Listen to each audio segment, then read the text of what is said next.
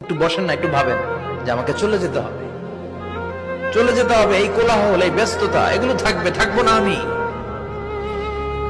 সাইয়েদনা ওমর ফারুক বলেছেন, মুতু ক্বাবলা আন তামুতু, মরার আগে একবার মরো।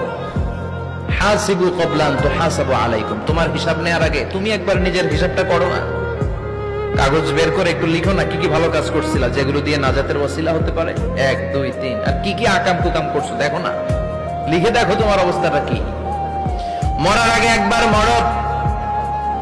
মরার আগে খাটের মধ্যে শুয়ে শটান করে চোখ বন্ধ করে একবার মরার ভান করে দেখেন কেমন লাগে। চোখটা বন্ধ করেন আর ভাবেন আপনি নাই, কি কি হতে পারে ভাবেন।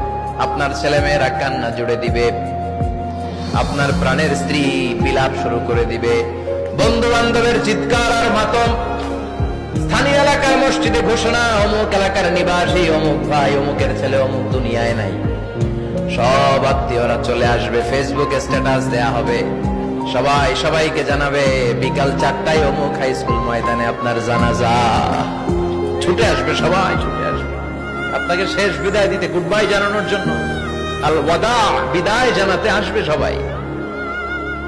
4 তাকবীর দিয়ে আপনার জানাজা হবে, অশ্রুসিক্ত জানাজায় আপনার বিদায় হবে। কাঠের খাটিয়ার মধ্যে করে কাঁধে তুলে আপনার কবরে নেওয়া হবে, আগে থেকে খুঁড়ে রাখা কবরটার মধ্যে আপনারে বিছিয়ে দেয়া হবে, বাঁশের কচি দিয়ে তার উপরে মাটির চাপা দিয়ে সব চলে যাবে।